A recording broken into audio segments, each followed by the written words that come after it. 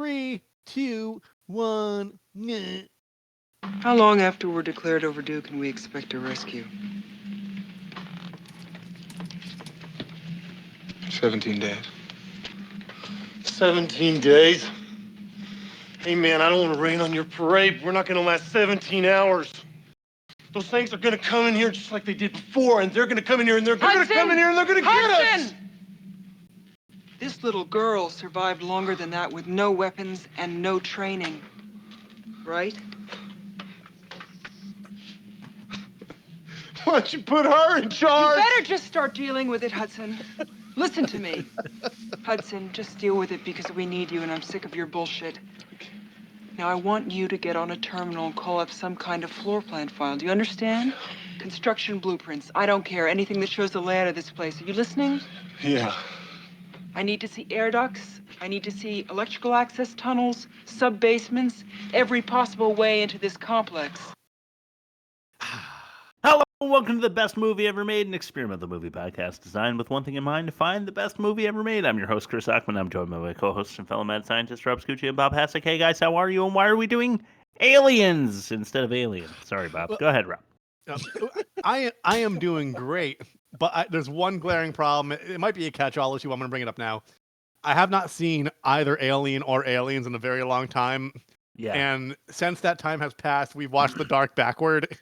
And Bill Paxton is great in this, but all I can do is like, I ate a dog once. When he's yelling, clams and castor oil. How you doing, Bob? It's kind of the same thing for me. All I can hear is what was the thing he said? He was talking to the two. Shirley, Who cares? Who cares?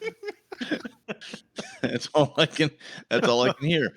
But yeah, same with me. I didn't watch these since they first came out on cable when I was a kid. And I rewatched them both since we announced this, and I've made my decision. So I'm ready to explain it. All right. Where's my puppy? Please, Debbie, not now. Don't worry. Bob's going to tell you where that puppy is. And Bob explains. Hooray. All right, ready for this one? Yeah. Oh. Facehuggers are fellated by fellows and females to form fierce foes. That is really good. That is really good. Fellows and females to what? Fierce foes? To fight fierce foes? To form fierce foes. All right, cool. Fierce indeed. Okay, so Ripley, that's our hero, our heroine. Ripley survives the original alien attack in hypersleep for 57 years. She's awakened and nearly instantly punished for destroying the ship. Though it wasn't really her fault. Yeah. Anyway, I'll explain that later. Fast forward a bit. She's asked to accompany some Marines to eliminate/investigate alien activity at the company's purely automated establishment. They all get ambushed by aliens, and Ripley is nearly the sole survivor again. Yeah, just about. Sounds about right. Yeah. All right, let's throw it to YouTube. Sure, let's do that. You're the worst. Comments are poopy. He doesn't want you anymore. Now that I don't want you. Okay, so first comment. James Cameron! It's absolutely incredible. He made this and Terminator 2 arguably the best sequels ever made. Next comment. This movie still holds up perfectly. Even the effects look mostly fine. Can't imagine how great it must have been seeing it in a theater in 86 ahead of its time. Yeah, for real. I agree. Next comment. I can't imagine how amazing this would have looked in 86. For 1986, it was very realistic. James Cameron! Always makes a masterpiece. My favorite movie of all time. Last comment. Ridley focused on horror. James Cameron! Focused on terror. Please, oh my God. Can you, every time I say James Cameron? That's the... James Cameron! That's the joke. Yes! I haven't seen that guy in so long. Is he still doing it? Yeah. He's raising the bar. He had a museum for a while, and then a vape shop, and then the vape shop got sold. So now he has to move all the stuff back to his house. Damn, that's too bad. Titanic fan 97. Yeah, on TikTok. He's got like Yeah. 3,000 copies of Titanic on VHS now. He's going for 1 million. Right. He'll get there. Yeah. There. Were there 1 million copies made? There are like 80 Easily. million copies made. Yeah. Easily. Okay, so he wants 1/8 of the total population of VHS. He wants 1/80. He wants 1/80th of the entire. He wants Yeah. 1 million of 8 million? No, there's like 80 million copies. There's It- 80 million copies. It's sold a on VHS? shitload. We're getting sidetracked, but I will look it up throughout the episode and report back. Okay. Holy shit! I guess we have to do that as a good movie episode. All right, No, we don't. Let's throw it to No. no, we don't. Test number 1, the best of its kind. Test number 1, the best of its kind. Alien 3, Sigourney Weaver, a 44, a sharp decline. That's Yeah. a 50% drop from this one. Yeah. Wait, no, you didn't hear me say that. Predator 2, Danny Glover, a 30. Mm. Terminator 3 with Arnold, a 70. Terminator 3. Twister, Bill Paxton and Helen Hunt, almost a 70 because it's so good. 7. A 66. And The Crow with Brandon Lee in 87. Yeah. An average of 59.4. If you did the math, you already know. But why don't you guess what Aliens got on Rotten Tomatoes? I wasn't paying attention. 80%. Same. A 94. All right. That's. Too much. It's too high. It's a little. You're right. You got to realize though. It'd be an 87. Rotten an 86 Tomatoes. for the year. Rotten Tomatoes does factor in the reviews from when it came out though, and it was goddamn groundbreaking at the time. You know. Yeah. 100%. So it's easy to in the same. So it's easy to anachronistically look at it. But here is here. Okay, so I have it in the catch-all, but I knew it would come up beforehand. We need a worst movie ever made double feature redo, and to redeem ourselves in the minds and eyes of our audience, we ought to do Alien and Terminator. Because what we did were the successful sequels that were like Michael Bay versions of the creative original idea. They weren't Michael Bay. They were James Cameron. Yeah, you ain't lying. But yeah, so best movie of its kind and 34.6% above the average, which is, means it's a very good movie. And I agree with that. I think that it should be better than The Crow, though. No offense, Rob. I think it's a better movie than The Crow. I'd rather watch this than The Crow 9 times out of 10. 1 time out of 10, I'd watch The Crow instead. Yeah. Let's throw it to test number 2. Ain't that a bitch? Test number 2. Ain't that a bitch? Who's going first? I'll go first. Mine's not funny. It's Okay. just like... All right, you ready? Well, it's a little funny, maybe. Okay. Terraforming planets is no easy job, especially when aliens impregnate and murder your mom. So when everyone is dead, find a place aliens can't get and wait for Ripley to save you from a world-destroying bomb. All right. Okay. You took the exposition route. Nothing wrong with that. I explained the movie, and I thought the aliens impregnating and murdering her mom was kind of funny, which it shouldn't be. It's pretty funny. That was my. It's pretty funny. I'll Okay, go who's next. I'll go next. Okay. Having a feeling this will be seriously debated, especially considering how highly this is rated. This is the second consecutive feature where Ripley fights off the creatures, though in my opinion, it's severely overrated. All right. Severely. Severely. Oh my god! All right, we're gonna have at it. Work on your qualifiers, Bob. Weaver, Paxton, that other guy, and Newt arm all their weapons so xenomorphs they could shoot. Something goes wrong with their plan. That's it. Game over, man. Bishop gets ripped in half and shows all his goo. He does. All right, I'll go Rob 5. Why not? Yeah. I might as well give him the credit while it doesn't matter. Let's throw it to test number 3. Fuck you. What works well? Test number 3. What works well?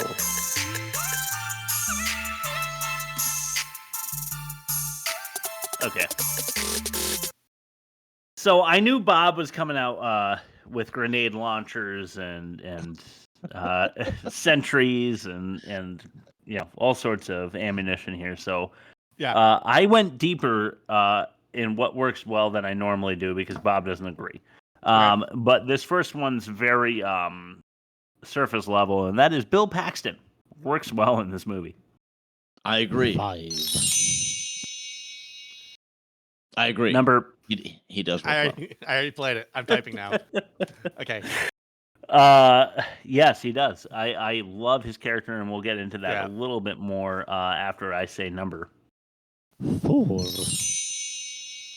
Supremely sophisticated set designs. Yeah, I agree also. Yeah. I don't hate it. Absolutely.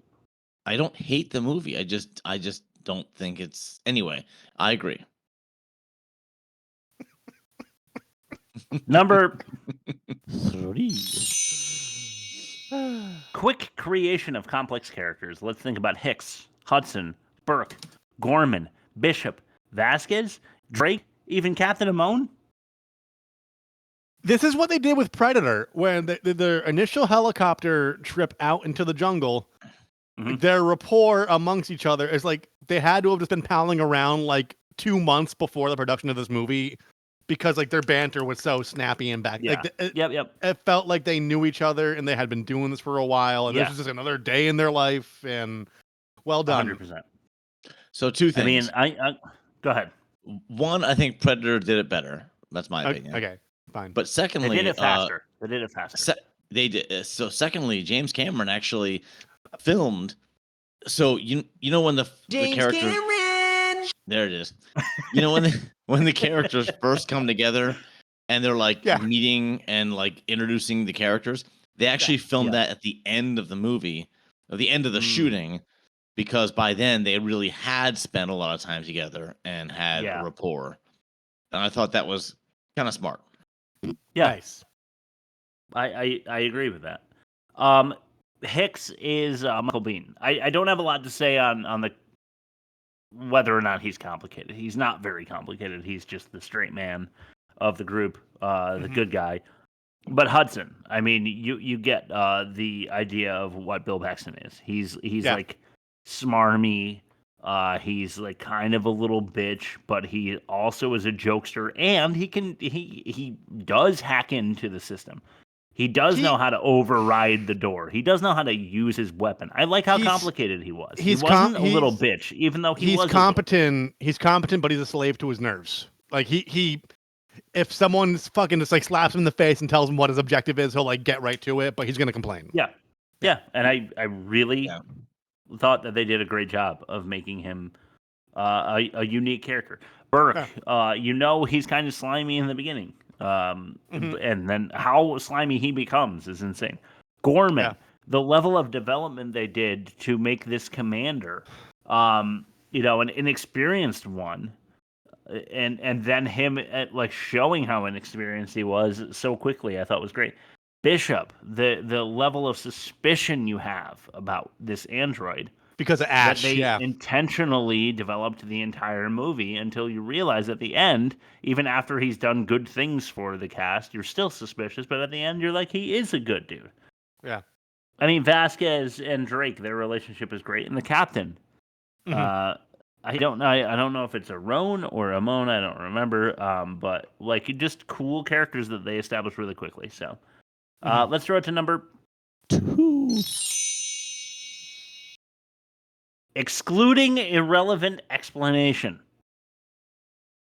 Okay, because this ruins movies. I'm talking about hypersleep, the corporation, terraforming tech, androids, alien anatomy. We don't know. We don't have to know about this shit. Yeah. It's all established. You made it like linchpins in the story, and we don't need to have a further explanation. Movies ruin themselves when they go deep into the anatomy of the alien. They assume you saw the first one, and they assume you're smart enough to put it together. Yeah. Why Why did Paul Reiser's character want to bring an alien back? That I didn't understand. They wanted to weaponize it, or like they wanted to use its That would be my assumption. They wanted to use its biology to like. It had acid blood. If they could find a way to synthetically replicate that and like just like hook up the queen alien to like an acid pump and just like, you know, domesticate these like crazy alien things. Yeah, that's a bad idea. But yeah, I got you. Yeah, it was a bad idea, and that was supposed to be clear that it was a bad idea. Like you're right, Bob. It's too much a bad idea for any government corporation thing like combo to do. But you know, corporate greed. So I'm gonna say this still plays well. Let's go to number 1. I wrote hovering over hopelessness, crafting claustrophobia, manifesting man, and forging a franchise by fulfilling fans' fantasies of a fire second film. I'm not writing all that down, dude. Unless you repeat it again slowly. No. They make you feel hopeless. They make you feel claustrophobic. They make you feel like it's total chaos. They deliver on the best sequel you can hope for, in my opinion. Like, it could have been a little better, Bob. You're right. It's not severely overrated, but it's a good sequel. And in my opinion, when you make a good sequel, you cement a franchise. This happens here. It happens. Let's see. I had a few picked out in my mind. Terminator 2, of course, is another good example. Yeah, but then I don't want to use Indiana Jones, but because I don't particularly like Temple of Doom. But you know, when you have a successful sequel, you have a franchise. But Empire Strikes Back. And then you run it into the ground with the next 10 films.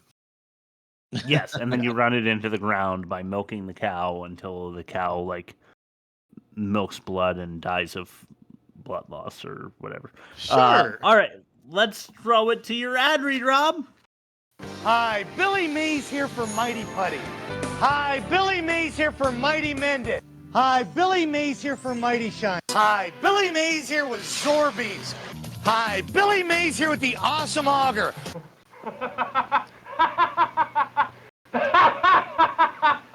Rob's ad read.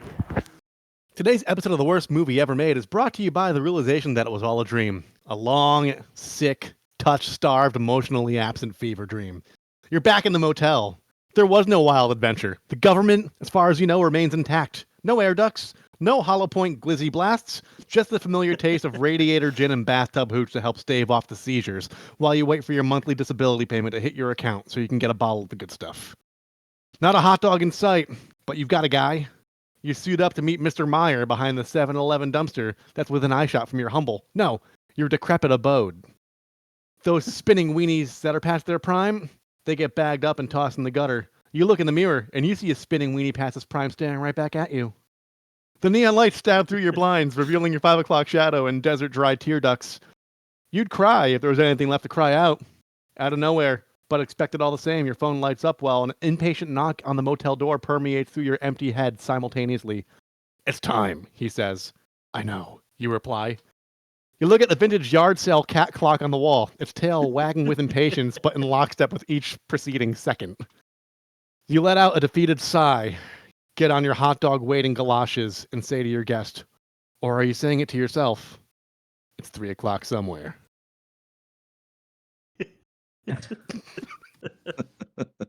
That was amazing. Yes, thank you so much for the vivid detail of that rundown hotel room you're renting out while eating your 3 a.m. hot dogs. Yeah. We very much appreciate you guys for sponsoring, as always, 3 a.m. hot dogs. So thank you so much. Why don't we throw it now to test number 4, the best dialogue. Test number 4, the best dialogue.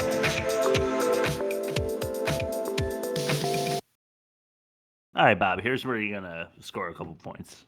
You're in the best acting. The dialogue's pretty good. Not the best dialogue I've ever heard. The acting's pretty good. It's an action movie. I give it a pass. Yeah. All right, let's go to number 5. This is Coco. Try this. It's a little hot chocolate. Here you go. Whoop. That good, huh?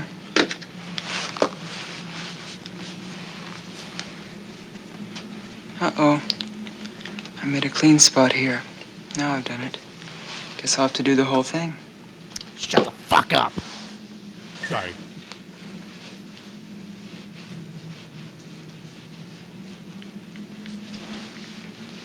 Hard to believe there's a little girl under all this. And a pretty one, too.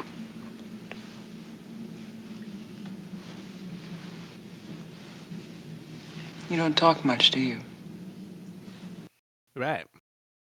So she successfully coaxes this girl into speaking out of her hysteria, which is well founded. I would also be a mute maybe after a mute Newt after I spent weeks, months, a year in the ventilation shafts of this place, avoiding aliens that want to impregnate me and murder me like they did my mom. So good job on Ridley for getting this kid back to responsive. I also like that she says it's hard to believe that there's a pretty girl underneath all of this, because there's some parallel between her and the kid. Then, there is a strong woman under all this military bullshit that she's going through, all this alien defeating too. There's this beautiful woman underneath all of that. I like how she deals with the cat and the kid. She is a bitch back to the cat, and she's super soft to the kid. And I just think that it does some amazing work making Ripley relatable. So that's why I picked it for number 5. Let's throw it to number 4. Yarg. This is Destroy Them. Hello. Ripley. You okay? Just tell me one thing, Burke. You're going out there to destroy them, right? Not to study, not to bring back, but to wipe them out. That's the plan. You have my word on it. Oh, the double crosser. All right, I'm in. I think...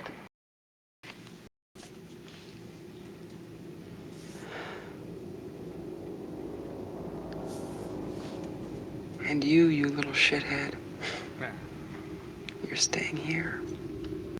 I like how she cuts the feed off before he has a chance to reply after she got the answer she wanted. She's like, boom. Nope. Sorry. Nope. No backsies. I like that. And this is obvious foreshadowing, but you don't know it if this is your first view. You don't know Burke is a piece of shit yet. You that's what this movie does well, is that you think he's that 80s heartthrobby, nerdy kind of good guy.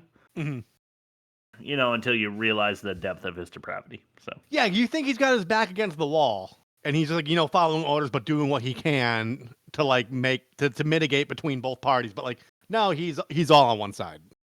Yeah, I like that. And Bob obviously agrees with all the points I've made so far. Severely overrated, but I mean, they really not without lack of trying. I can tell because you haven't said a fucking word. All right, let's throw it to Paxton. Fine, whatever. Go ahead, Bob. And number 3, this is 3. Bug Out. Look, let's just bug out and call it even, okay? What are we talking about this for? I say we take off and nuke the entire site from orbit. It's the only way to be sure. Fucking A. Oh, hold on 1 second. This installation has a substantial dollar value attached to it. They can bill me. Okay, look. This is an emotional moment for all of us, okay? I know that. But let's not make snap judgments, please. This is clearly an important species we're dealing with, and I don't think that you or I or anybody has the right to arbitrarily exterminate them. Wrong. Yeah, watch us. Hey, maybe you haven't been keeping up on current events, but we just got our asses kicked, pal. Look, I'm not blind to what's going on, but I cannot authorize that kind of action. I'm sorry. Shirley, Turley, Pearly, who cares? For the rest of my life, ruined.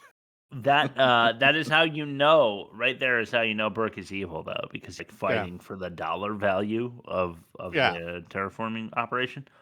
Yeah. But you know what? He has a decent point because we talk about this on the pod a lot. There is genocide going on, and we're talking about an entire species population on the planet. I mean, we know that there are other planets that they exist on at this point, but we're talking about wiping out all of the life of this organism that's just doing what it does on this planet, and that's actually kind of fucked up. So Yeah. I'm kind of with Burke a little bit. I don't want to be, because he's Yeah, but obviously evil. But did Burke ever say? We did listen to the clip. He never outright says like you can't commit genocide. So well, he's like, yeah, you don't want to destroy the entire population of this living Yeah, I creature. guess. He was concerned about dollar value. That's all that mattered. Of course he was. Which, Of course which went he to was. his, But like which went to his character. Yeah. But his plan B was to bring up, you don't want to destroy the entire population because, Yeah. it's a living creature. He does, spell that out in that clip there. So, Yeah. not as well as we do, but, you can't be as smart Yeah. as we are, ever. And that's why we're so True. good at making fun of bad movies. Yeah. Let's throw it to number 2. This is Paxton as well. This is Work Here. Quick one. I'm not making that out too well. What is it, Hudson? You tell me, man. I only work here. Yeah. That's the attitude to have, man. That is the attitude to have. In anything. But it's an amazing response, and there is another line that I'm going to bring up in the catch-all that might have superseded this one, and I'm wishing now that I had put it in there. But Bill Paxton has that snarky response kind of deal. What they're looking at is it looks like they're inside a fucking whale, kind of. Yeah. There's ribs and fucking slimy organic looking material all over the walls, and you don't know what it is. And obviously Bill Paxton's Hudson does not know what it is either. So it's kind of funny when Commander Gorman or whatever is like, what is that? I don't know what I'm looking at. He's like, I don't fucking know. Are you kidding me? Let me tell you exactly what this organic material draped all over the walls is. He's like, I don't know, man. I work here. You tell me. Yeah. Which I kind of loved, and it summed up Bill Paxton's character pretty well. But that doesn't compare to number 1, Daddy.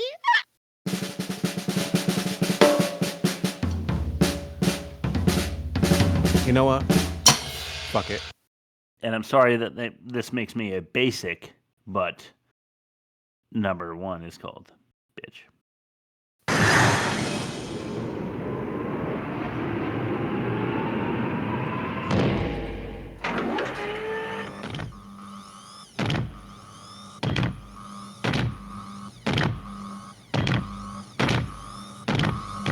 Get away from her, you bitch! Yeah, Sigourney in a mech suit. I mean, I don't know, the strong female character crescendo there. Yeah. This is her taking on the alien mother in her mech suit that they worked in before because the whole reason that they have her responsible for the destruction of the ship is so that they put her in a lowly job, which is loading up giant heavy crates with this mech suit so that later in the movie she can have the mech suit to fight the alien mother. Yeah. Right. So that explains why they did that. And it is her entire character built over 2 movies in one quick line. Mm-hmm. So I thought it was deserving of the. How do you feel about, for the write-up, forklift foreshadowing? Hmm? Oh yes. Yes. Okay. So much. Hey Bob, how are you? I have some problems with the mech suit, but I'll talk about that in the catch-all. Okay. Cool. All right. You know what? I don't need to probe Bob because we're throwing it to him anyway. In test number 5, this is the best production. Tell us about it, Bob. Test number 5, the best production. In some cases, in the case of this podcast, I'm a company man. Okay, Yeah. I will give this movie its fair shake. Practical effects is what I call best production. Fuck yeah. Oh yeah. I will give the internet this much. Okay, the film's production is very well documented. albeit fraught with conflicting opinions of James Cameron's. James Cameron! Thank you. Behavior / attitude. Anyhow, the practical effects, the practical creature effects were top notch. Yeah. Although how about this one? The original designer / creator of the alien was not asked to be involved with the sequel, which Fucking Christ. Which seems to trend because like Cameron just didn't want to have anything to do with the original that much. Wait, who? Anyway, who? Oh, it was James. Oh, I got a hotkey. 1 second. James Cameron! Okay. So, as this is a pre-CGI era, the creature movements and deaths, the facehugger in the tank, the overall set design of the Queen's egg lair, they were all well done, very well done. Yes. And a lot of it was done. A lot of it was done with miniatures, which saved them tons of money in the end game. So well done on the practical effects department. Yeah. Love that.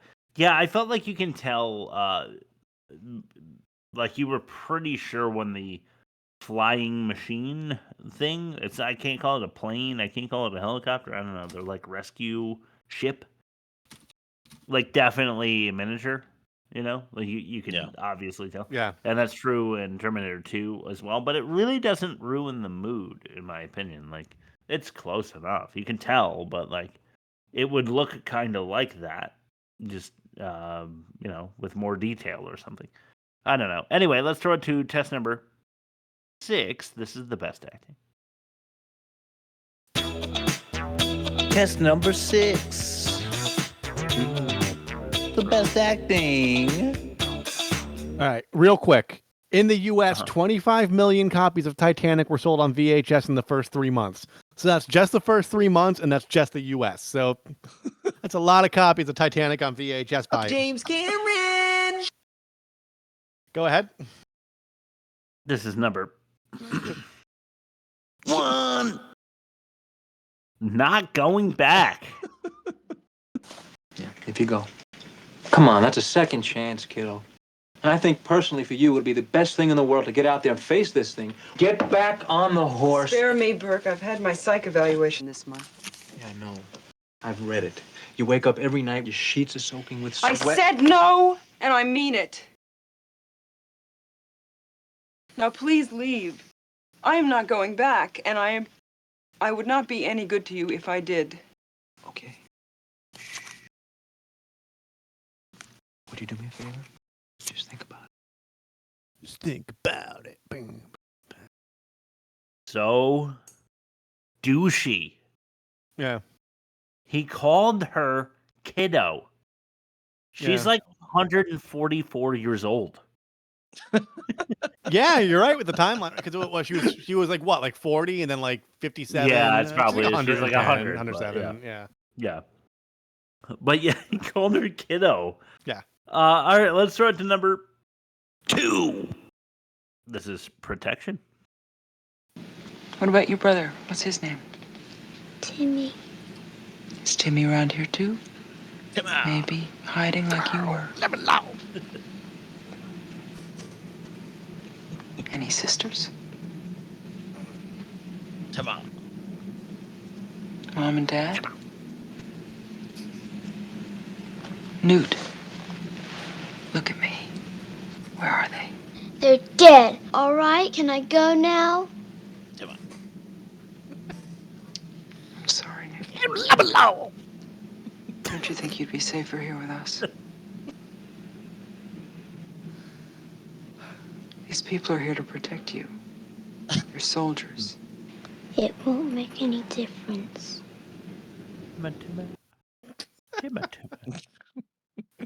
Jimmy.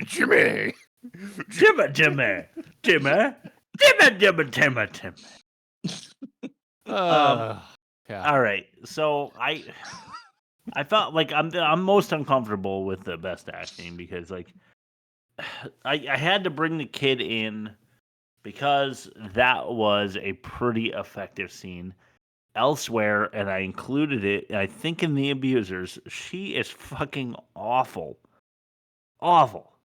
But she did a pretty effective job of just seeming like a traumatized child for the best dialogue there and the best acting that we just did.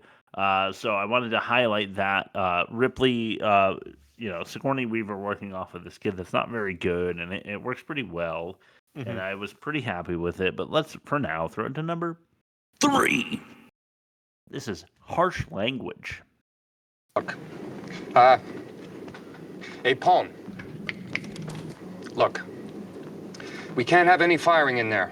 I want you to collect magazines from everybody. Is he fucking crazy? Hey, what the hell are we supposed to use, man? Harsh language? Flame units only. I want rifles slung. Sir, Just do it, Sergeant. And no grenades. All right, sweethearts, you heard the man. Pull him out. Come on, let's have him. Yeah. Pull him out. I mean, I love the harsh language line, but you get the captain, you get the dude that says harsh language, you get Bill Paxton, you get Gorman, who, I hate to say it, the guy that played Captain Gorman, the sleazy kind of squirmy guy, he's pretty good. Gorman's the one that said he was on 34 missions, and then he like mutters that they were simulated, and he's only been on 2. Yeah. Right? Yeah. Okay. Okay. Yep. Yeah. And then he like takes the lead, and he has to like control the Marines that are doing this mission, and he utterly fails. Yeah. And I thought he did a really good job portraying that character. He's who, like by the way, is a complicated character and hard to portray. He's like Milhouse in The Simpsons when they boys are feuding with like their doppelgangers from Shelbyville, and he's like, "I'll kick your butt," and he's like, "In Nintendo." Yeah, exactly. All right, let's throw it to fact or no fact. I know all the signs pointed this way, but there was so much Bob-foolery. Okay, but I know we can't be wrong. Look, the sign pointed this way. Fact or no fact? Any other nectar gathering creature can create the same situation. All right. So aliens. Here's a little fact for the fact or no fact. So it was Alien 2 for the longest time. It was Alien 2. That was how it was pitched. But when Cameron was pitching to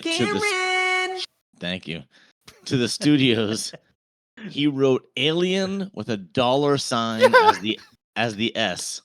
I heard this recently. And and that's what like helped sell it, and that's how it became Aliens. And I think that's smarmy, but anyway, it is.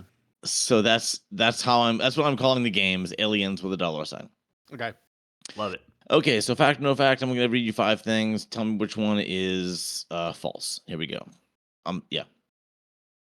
First one. Shredded condoms were used to create tendons of the beast's ferocious jaws. Sorry. Okay. Second, the power plant and alien nest set was decommissioned power plant and reused. Sorry, was a decommissioned power plant and reused a few years later for Batman. You know, the Michael Keaton one. Yeah. All right. Third one. The android blood was milk, and after several days of filming, it was sour and foul smelling. Okay, fourth one. Lance Hendrickson, that was a bishop, suggested that Paxton's suggested that Paxton's hand be on his for the knife trick, something that wasn't in the script, and he actually nicked Paxton's hand during a reshoot of that scene. With a knife.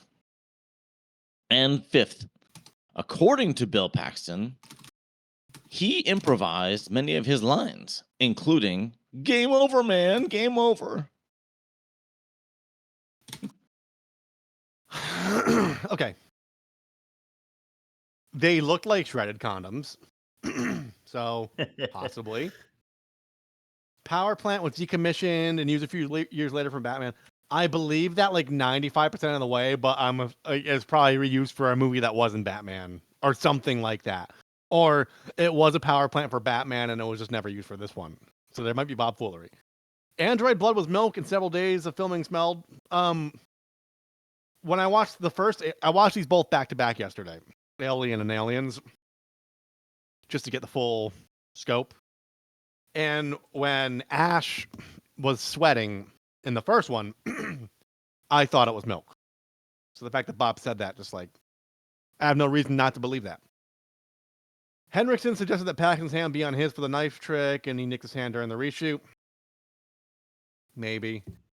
What I think is BS, as much as I don't want it to be. I think James Cameron likes having full creative control over everything he does. And I'm trying to think, didn't he argue with Schwarzenegger over like the I'll be back or I will be back? And like he's like, no, I wrote the script, you're saying it as written. Yeah. After Schwarzenegger suggested like improvising one line of dialogue. I don't think Bill Paxton, as much as we love him on the show, has that kind of power over James Cameron. So I think that is the lie. That's totally fair. Speaking of which, just going off of what you said, the android in the first Aliens film also has white, like blood or whatever. Yeah, secretions. So my sense on Bob Foolery this week is that the like android blood being milk might have been a first movie faux pas. And that the second movie, they were like, we don't want the entire set to smell like milk. Let's just use KY jelly instead. Yeah. Just everybody come inside of this prop for 3 months.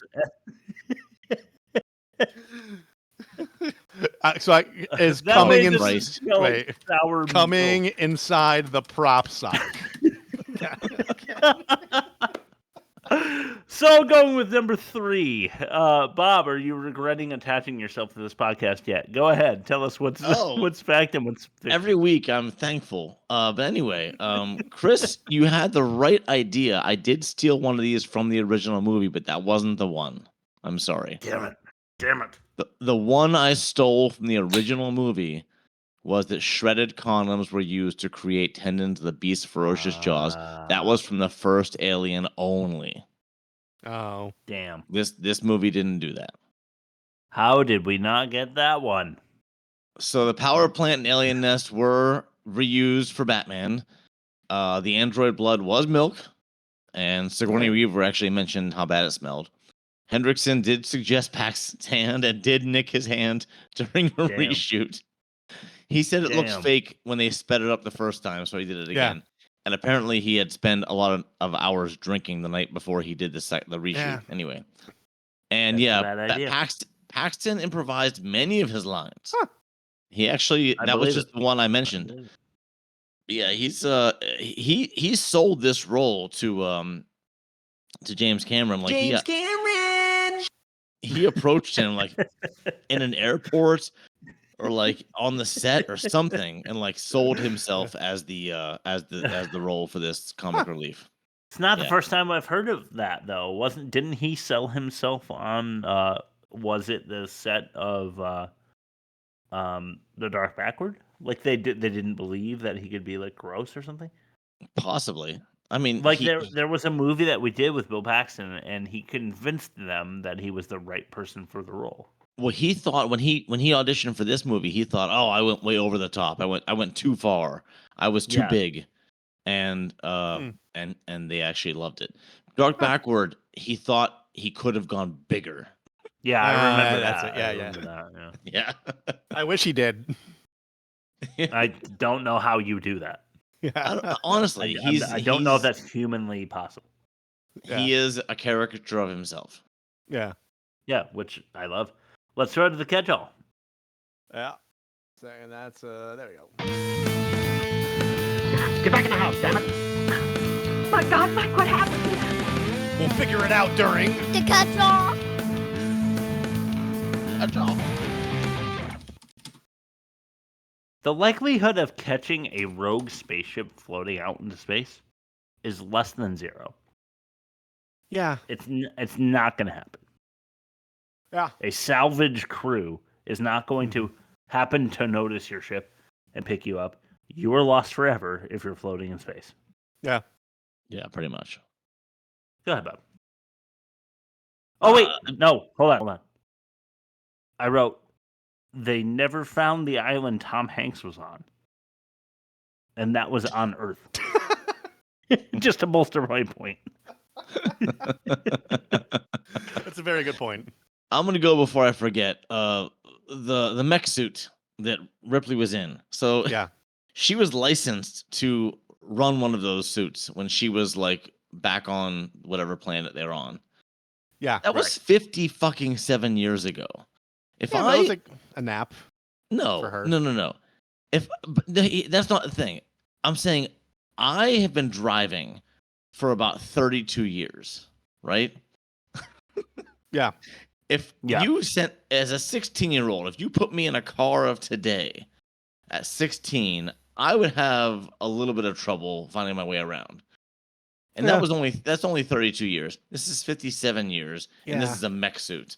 I feel like she wouldn't have understood how to use, or they just really suck at, or not suck, but maybe that kind of technology didn't progress like everything else did. Yeah, so it's one or the other, but that's a common trope I always bring up, where like they hop on a motorcycle or in a car and they know exactly where the key's gonna go, like where the wipers are, where the turn signals. Yeah, that's common. I understand that she was licensed to control one of these things, but 57 years, you'd think they would have some updates.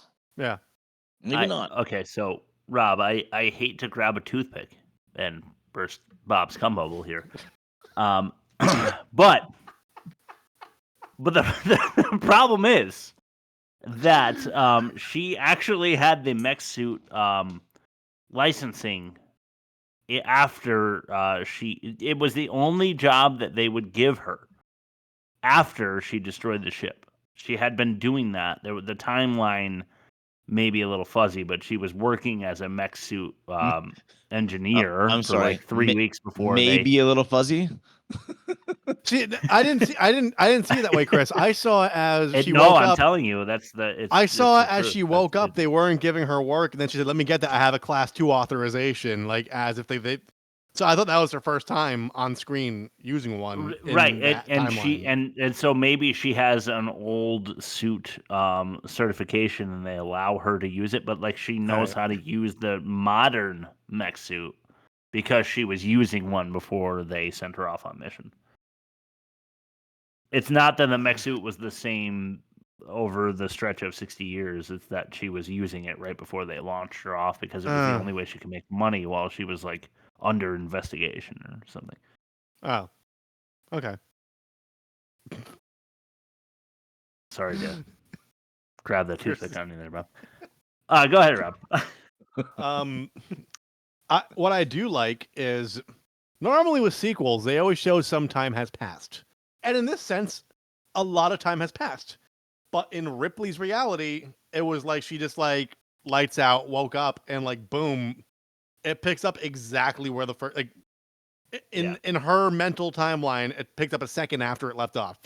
She woke up thinking she was just under alien attack, and then they wake her up, and then she goes about her business. I like it's that. just like sleeping.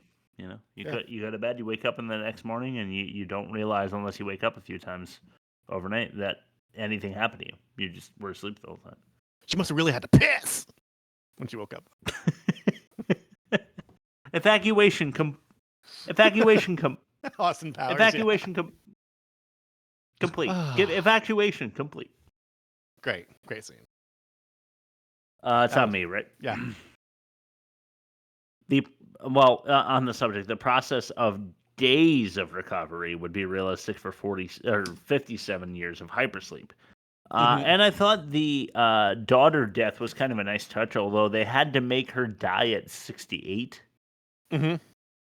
Which, right now, your life expectancy as a woman is higher than that. So in 31, 42, or whatever fucking year it is, you'd expect her, like, that's a young death. So why not make it like 77 years of hypersleep or 87 years just to give her a long and lasting life? But I liked that touch. Go ahead, Bob. It's because of the mech suit. Anyway, the rest of my things are just discarded fact or no fact things. So there's some good stuff here. So, the original Alien was released by Fox, and using Hollywood accounting methods is how it read on the page I was on. Hollywood accounting methods? Fox declared Alien, the first one, a financial loss, even though it had profited over $90 million. And they were sued, and it was settled in early '83. The result being that Fox would finance the development of Alien 2, but was not required to distribute the film.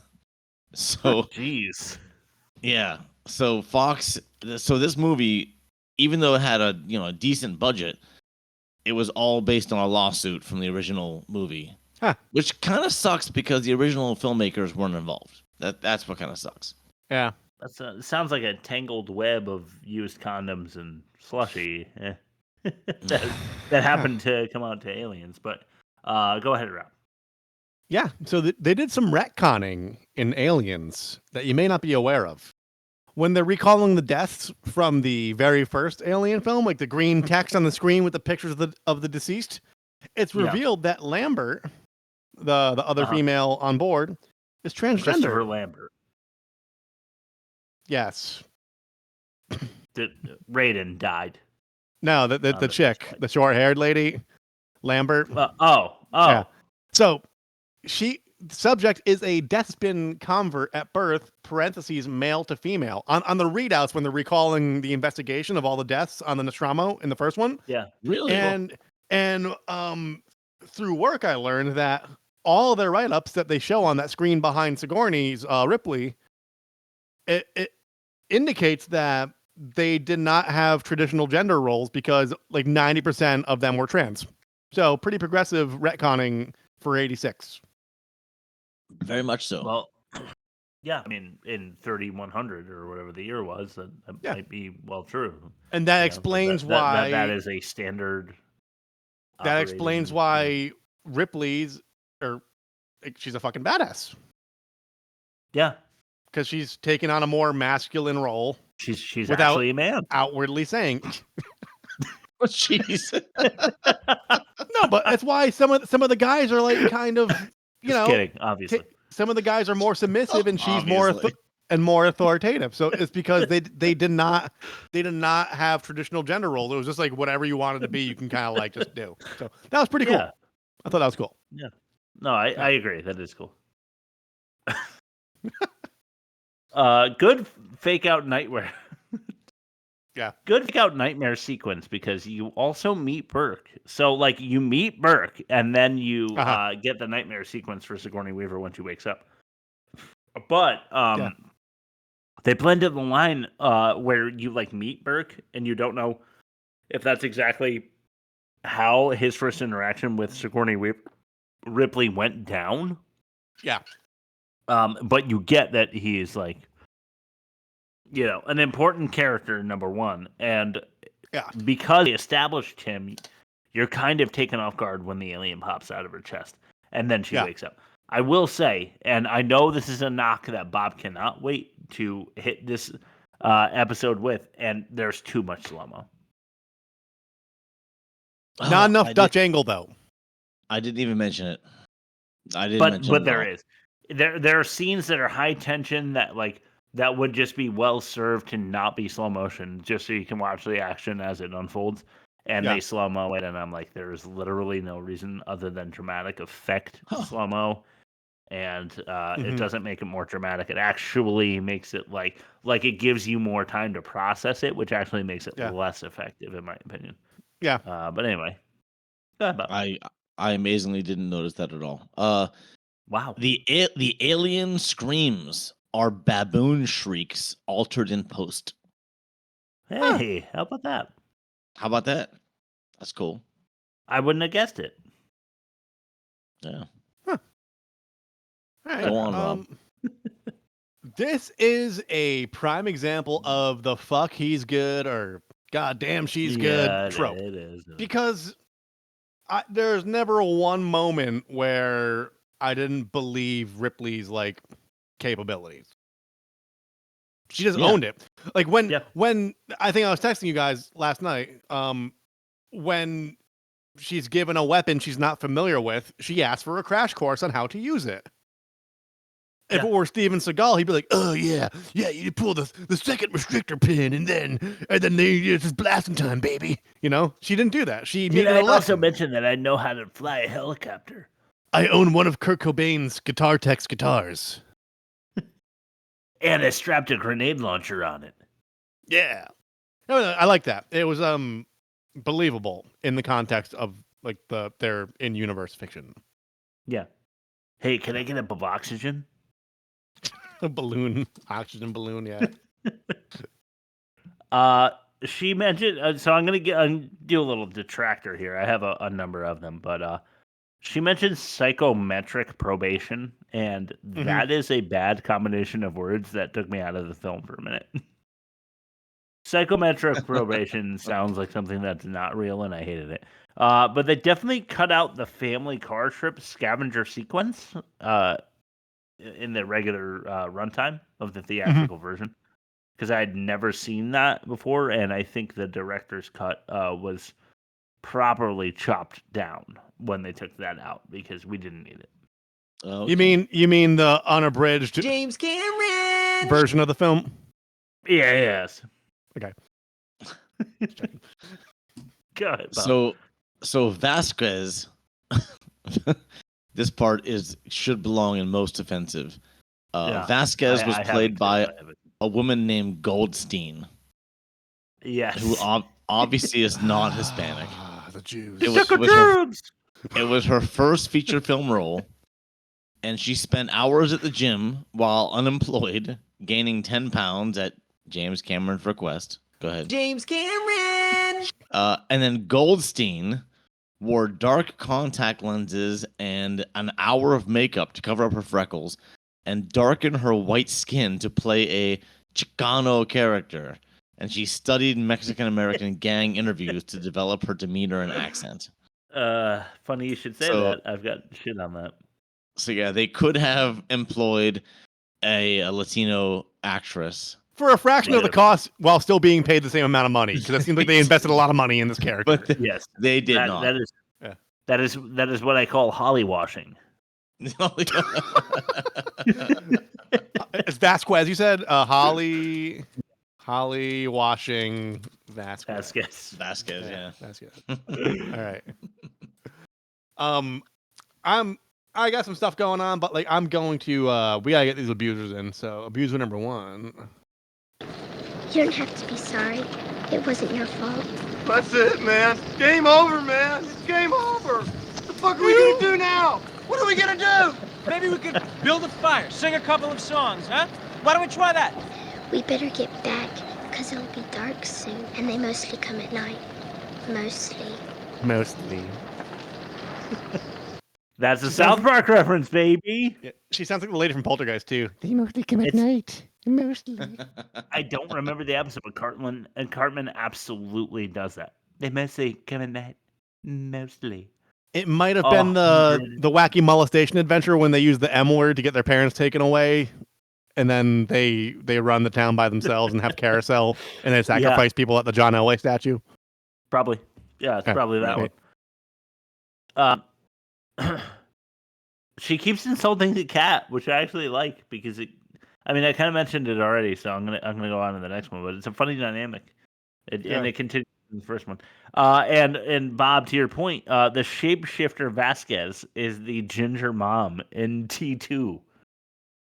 Oh, really? Oh, yes. Wow. Yes. Isn't that fucking crazy? I called her a shapeshifter because how can you be the same person? She's the mother. She's the stepmom in Terminator 2 to Edward. Right. Well, you know, James white American is a master of special effects. Yeah. Well, he employed the early contacts. Yeah. To get that get on. But anyway, go ahead, Bob. James Cameron. James Cameron. He had a hands-on approach to filmmaking and often modifying setups, such as lighting the scenes himself to fit his vision. without involving the unionized crew. So the crew was union, and he was like, "Fuck you guys! I'm lighting the scene myself." And it did not come. It did not do well. I'll save this for my next catch-all. But yeah, he did not get along with the crew at all. Yeah. Ouch. All right. Hey, my turn. Yeah. Come on, you bastard! Come on, you too! Oh, you want some of this? Fuck you! Class. You want some of Poor this? Hudson. Fuck you! So good, dude. Good night, and there goes Bill Paxton's character. Yeah. We would need to mention the loss of Hudson. I was hoping he'd make it. You know, he was. I actually thought it'd be a better film if Hudson made it because he seemed like the one who was doomed to die the whole time. I was hoping, like, you know, Ripley would be like hanging from something, and like after you thought he was dead, like he'd reach down and like grab her hand and pull her up. Like, yeah, a little redemption, but they gave it to Bishop instead. Yeah. Unfortunately. Here's a direct quote. Have you ever been mistaken for a man, Vasquez? From Bill Paxton's character. And she says, no, have you? That was good. That was actually stolen from an old movie. Oh, no shit. But it was badass. It was. Nonetheless. It was stolen from a very old movie. But like, I forget the name of the characters, but I read that. No. I also thought that knife game that they played was like just a cool sequence to have the android do that. But you mentioned it already, so I'll just pass it on to you, Bob. Yeah, it wasn't bad. So James Cameron, he told the crew, okay, this is a direct quote. This has been a long and difficult shoot, fraught by many problems. But the one thing that kept me going through it all was the certain knowledge that one day I would drive out of the gate of Pinewood Studios and never come back, and you sorry bastards would still be here. That's par for the. That sounds like him. Lowering the bar. Yeah. Damn. I have one more after that, so I'll let you go, Chris, or whoever has to go next. Yeah. So many more. I think it was in Aliens. I watched them so close together last night, and I may or may not have been high. Yeah, I'm the same. I'm the same way, except for the high part. But the slapping of the cornbread, like, I should have like cornbread. That was in both movies. That was in both movies. Okay. Yes. Yeah. Yeah. It was mentioned in both movies how they don't like the cornbread. Yeah. Yeah, but like she was, it was with the commander. It was like with one of the higher ups, and she just like smacks it out of his face. She's like, oh, I guess she doesn't like cornbread. Continuity. I like that. Or continuity. Continuity. Yeah. Continuity.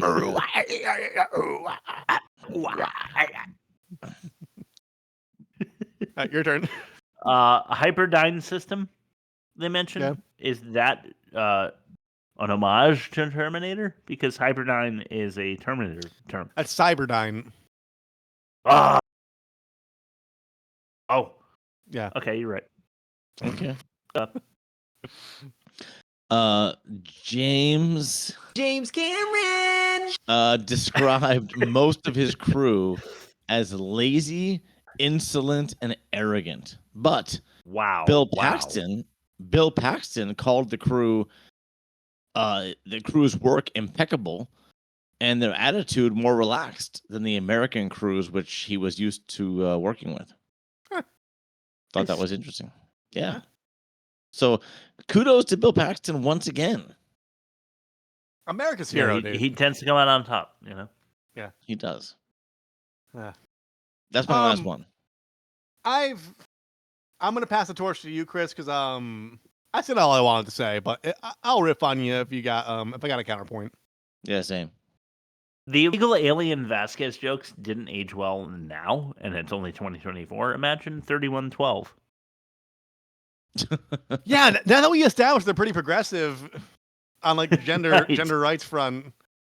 Yeah. Doesn't hold up under scrutiny. The captain is all but consuming his cigar, which I kind of love. Yeah. He is just like chewing on that thing. He's halfway down it like it's a beef and bean burrito. And I just fucking love it. I agree. The classic badass loadout trope where they're like showing you all of the badass Marines with their like guns and shit. Yeah. I can't help it. I don't know. There's something like just intriguing and a little, like I just get a little. Are you a fan of Archer or not? I haven't watched any Archer, so I don't know. So there's an episode where he's got like stage 4 cancer, and he finds out his doctor's been swapping out his chemo drugs with like sugar pills, and then he decides to go on a rampage, but like he's smoking a shitload of medical marijuana, trying to find out who swapped out his medication on the black market. But he finally gets the real chemo medicine, and he starts taking it and gets violently ill because the chemo makes him sick. Yeah. Oh. But like there's one scene like mid rampage where like it shows him like doing the suit up, like the belt, like the chain mail, like the chain gun bullet, and the knives in the boots, the knives in the sleeves, and then like it zooms out and it's just like one guy, and he's just like, Are you scared? He's like, 'cause I could undress and suit up again, show you all my stuff. Meanwhile, he's like high as shit and is throwing up everywhere while doing it. That's what those scenes. Like, ever since that episode, all those scenes always remind me of that Archer moment. Yeah, that was Terms of Enrampagement or something. I think it was called. Oh, I mean, sounds about right. Yeah. Maybe I'll check it out. Who knows? Right. I'd argue that 38 simulated drops is worth something. I know that Commander Gorman is a newbie, but then again, he falls apart anyway. So what do I know? I like the early found footage style that we have here. The little cameras on their person, and you get to reference each one, and they have the name on it. I like that found footage idea. I don't know how it happened before this. I'm not sure, but so I don't want to call them the originators, but like I really like the found footage element. You know what I do like? They don't call them chest bursters or face huggers or even xenomorphs too often. No, they never. establish what they are like once or twice, and then it's up to the audience to remember what they're called and roll with it. Yeah, I like that. They don't call them that ever. Yeah, they said You're Xenos once or Xenomorphs once, I think. Oh, did they? I didn't even catch that. In passing, I believe so, but I could be mistaken because I was, like I said, I was edible, was swerving. So I feel like the motion trackers were like kind of an homage to Jaws. Which it probably wasn't. I just love Jaws and I love this movie, so I'm gonna marry the two. Bringing Ripley in, they were an homage to the original movie. Well, yeah, but Jaws. Okay, for me. But that was Steven Spielberg, not James Cameron. Yeah, but I mean, Spielberg, great job. Bringing Ripley into the compound seems like a violation of their agreement to me. Yeah. They're like, you're going to stay away from the combat the whole time. And then they're like, come in here. We're pretty sure there's no aliens here. That was something that happened. We're not 100 on that, but we're pretty sure. 100. So I have an issue with the director's cut. So apparently in the director's cut, they showed Ripley getting reprimanded for destroying the original craft. Like there was no evidence of aliens, so you are demoted. And apparently that wasn't in the original.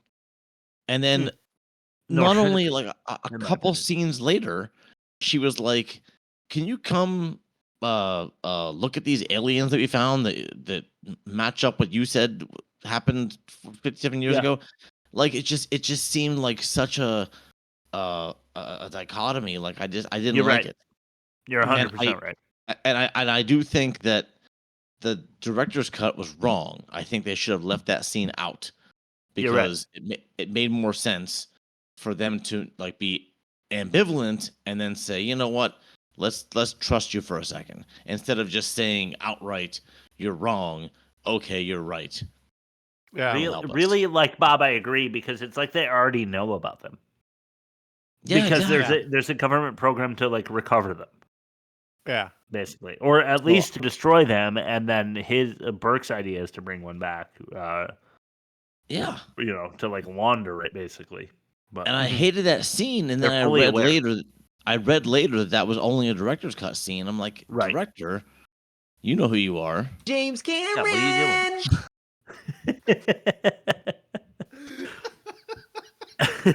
doing? That was amazing timing. I like that they say "stay frosty." Yeah. It's just like their way of being like, be aware, but like it's just cool like lingo that they made, and I may or may not have said it a lot when I was 13. Yeah. I was traumatized by the people stuck onto the walls. Oh, that was good practical on that. Yeah, it was especially good the one that practical. was alive. Yes. But on the flip side, I always felt like the acid blood was a little bit much for me. Yeah. Pretty know? cool though. Like they handled that so well in the original. They handled that so well.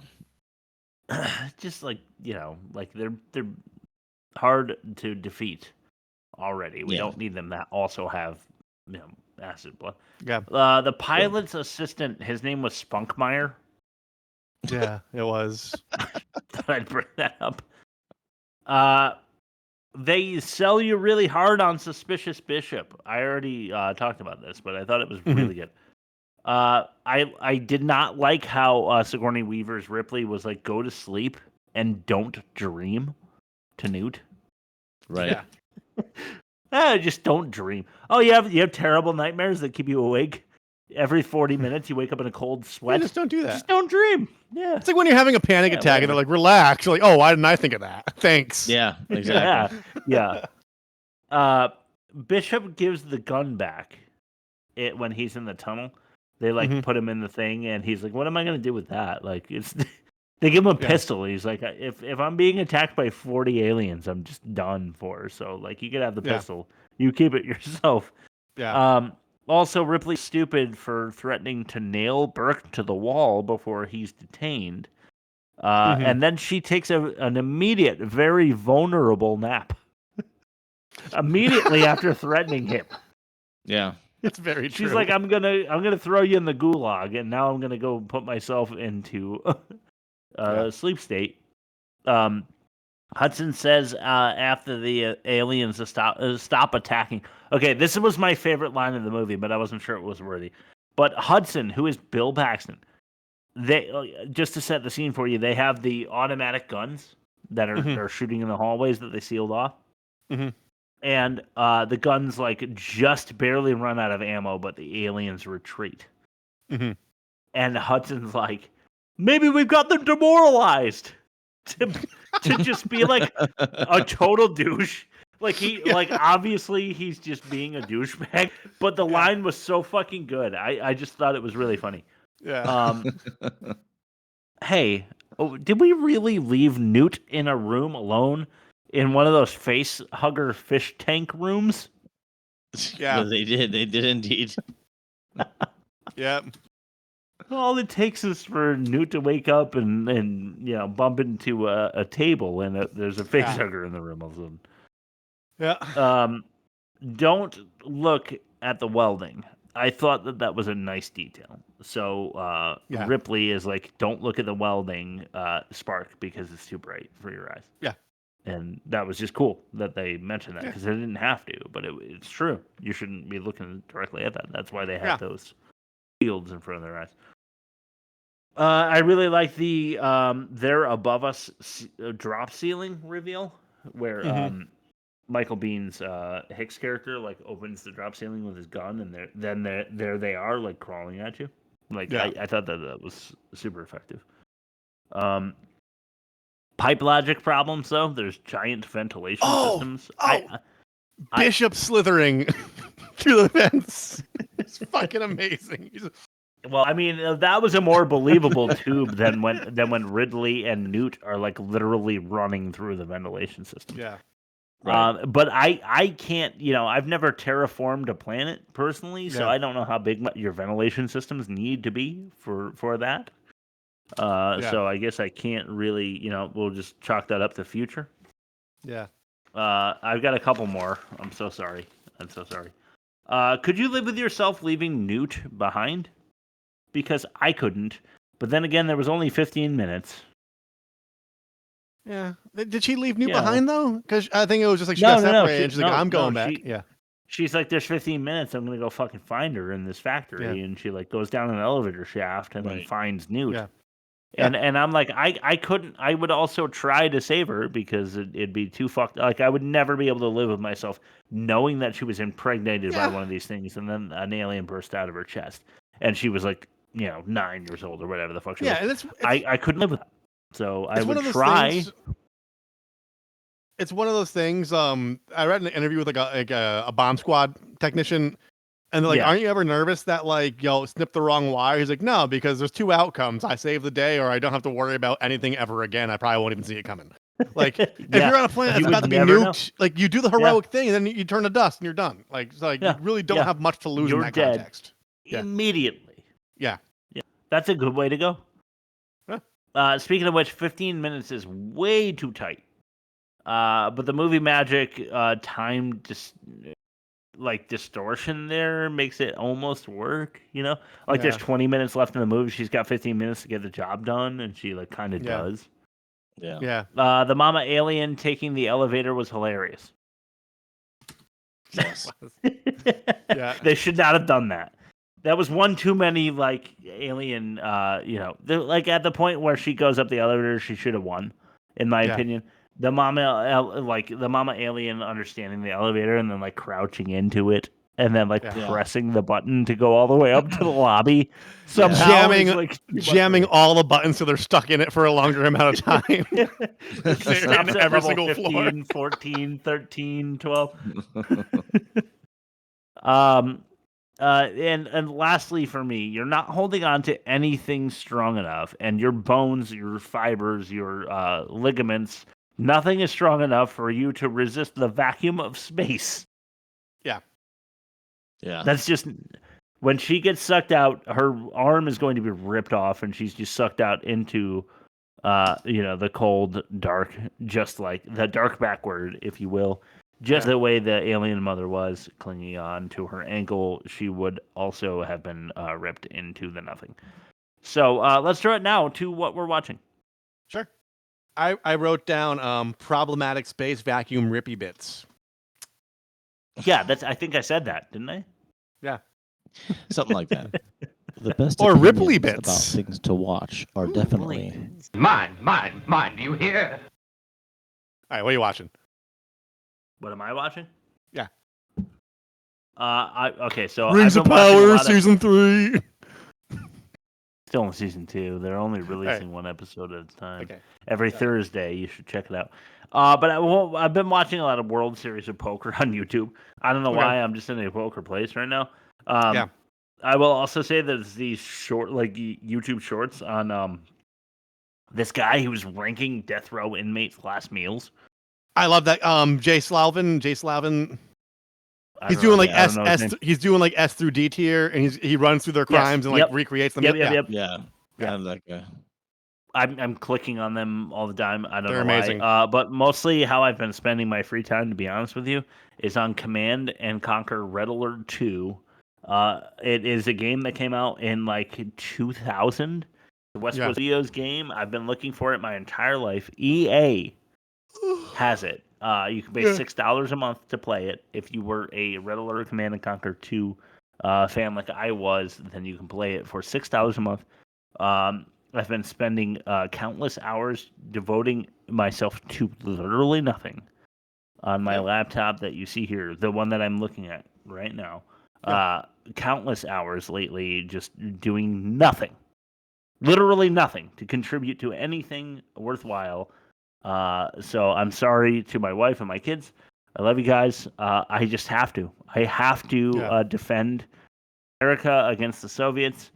And that's what's happening. So in my life. So why don't we throw it to Bob? Go ahead, Bob. What are you watching? I'm going to say what no one else has said so far. Alien. I watched the 1979 Alien. It is so freaking superior. It's better cast, better writing, better suspense. Better premise. It's an original. It's not a sequel.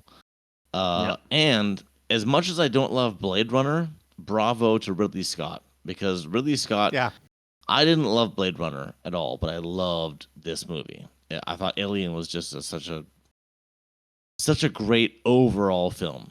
Yeah. Both in sci-fi terms. It's better. Yeah, it's better. Yeah. It's better. Agreed. Like you said, Chris, we probably should do a redemption prequel, original something. We should do the double feature. The Double T1 feature, yeah. and Alien. I don't love Terminator 1, but I like Terminator 1 as a concept. I think it was Terminator very original. 1 is so good. Yeah. Terminator as a 1 is like a concept- horror movie, but it's an action movie. It was very original and very innovative. I think, like, I didn't love T2. I didn't. I think you might remember that. But But I thought the I'll original. never forget it. I thought the original just had a lot of good ideas, and I thought the sequel was a good action movie. The best opinions about things to watch.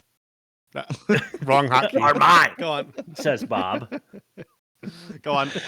No, I thought the sequel was a good action movie. I really did. I think T2 was a very good action movie. I'm just not an action movie guy, so it's just not my thing. You like original concepts over like entire universe building. You just don't immerse yourself in like alternate universes. Pretty much, yeah. Yeah. I think I have you pegged there. With the exception of Lord of the Rings, I really like that trilogy. Oh, you're my man. All right, you're redeemed. Fuck Terminator. Fuck Aliens. I don't care. Lord of the Rings is where it's at. I'm with you.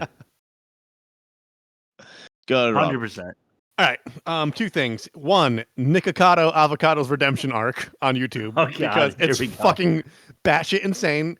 For those of you who don't know, he's a man who we all thought was eating himself to death, but for the last 2 years he's secretly lost all the weight and had a villain reveal, like soliloquy, and apparently we've all been duped, like on an Andy Kaufman level. So I've been following that and all the fallout and all that. But for actual movies, there's a movie called 12-Hour Shift. It's on Hulu. Came out in 2020. It's about an opiate-addicted nurse working her 12-hour shift who has a side hustle stealing organs from the morgue to sell on the black market. Her cousin, who likes to keep her drinks in the cooler with the kidneys, forgets to put the kidney back in the cooler when she goes to bring it to like the crime lord. Yeah. And he's basically like, you need to bring me a new kidney in an hour or I'm going to fucking kill you. Oh. So she comes back and disguises herself as a nurse to try murdering somebody so she can get another one. And it just becomes it gets much worse comedy of errors for the next like 90 minutes.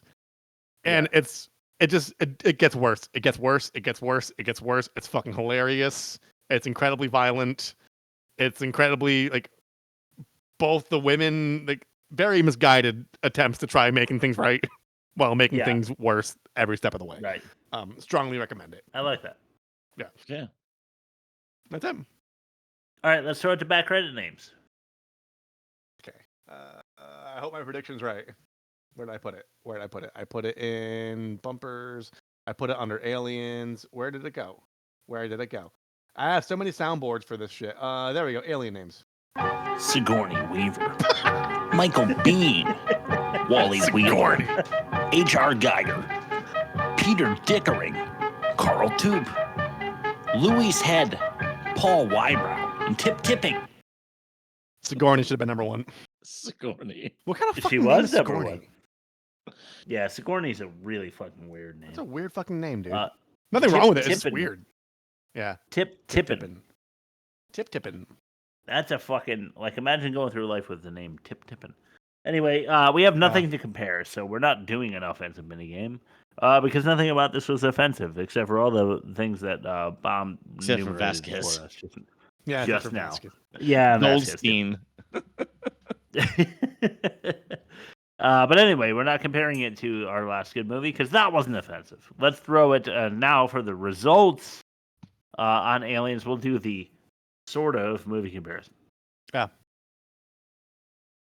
But, Master, you have 6 wives. Why can't I have one for myself? Because it is time to compare the movie. best of its kind, plus 34.6. That is proof. It is best. And 34.6% above its competition. Pitch. What was it? Was it a Rob 5? Yeah. Yes. Yeah, it was. It was. Oh, okay. What works well? It works really well, I thought. Yeah. Should we say kind of, because like Bob is a detractor? It works kind of well. It works It well. worked. It worked okay. I'm gonna rate kind of okay. Dialogue. Hey, you know, For an got the job done. For a mid 80s action movie, I'd say it was above par. For an action movie, it was fine. Yeah. Hooah! That's what I'm gonna write. Production, the practical effects were what made this movie stand out from others, according to Bob. You're right, Bob. Practical effects were amazing. How about acting? How do you feel about that? I love it. Pretty good, except for the little girl who was really not above par for a mid 80s action movie plus Bill Paxton. So speaking of the little girl, she was English. If you didn't notice that from her accent that appeared once in a great while, except once in a great while, she also appeared American in her accent. So Chris, that goes right to your argument of her being bad. But she's a kid. Yeah, she's a kid. She wasn't trained properly. Demerits. You got any demerits? I don't. No. Vasquez. I don't think so. Vasquez. Yeah. All right, Vasquez. Holly washing Vasquez. Holly washing Vasquez. There we go. I'm gonna rate Vasquez Holly wash. Rob, why don't you plug us? Send it to Bob for his last word. But before you do so, I'm just gonna tell you next week we're watching Vanilla Ice in his first feature film. This is Cool as Ice, our first episode of season 14. Can't wait. Episode 391, season 14, Cool as Ice. Check it out. We'll see you next episode. Rob, plug us and send it over to Bob for his last word.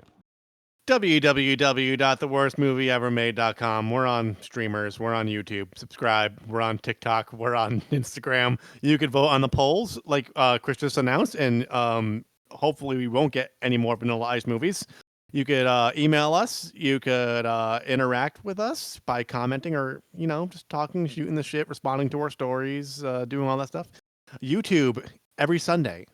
You go on YouTube, hit the subscribe, hit the notification. The episode that we're recording right now on Tuesday night at 9:55 p.m. Central Time, which is future time for you guys, 10:55 p.m. It goes live.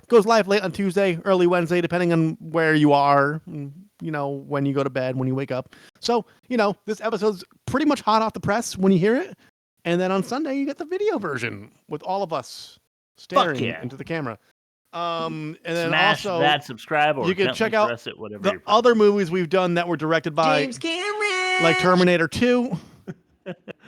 Bob, what's your soon to last be word? Titanic. What's your last word, Bob? Last word is mech suit. Mech suit. Suit. All right, guys. See Bye, you Jelly School. next week. James Cameron. Cool as ice. It's uploading to the drive right now. Fuck yeah. I found a copy. I can't wait to watch it. Apparently, Was that yours, Mystery Chris? Science Theater did a thing with it, so hopefully I don't get that copy. Who picked Cool as Ice, Chris or Bob? Chris. Bob. No, Bob, he didn't master Bob disguise, right? No. I did. Yes. I did master. No, you didn't. I know Chris's lying face now. Now that I can see him lying.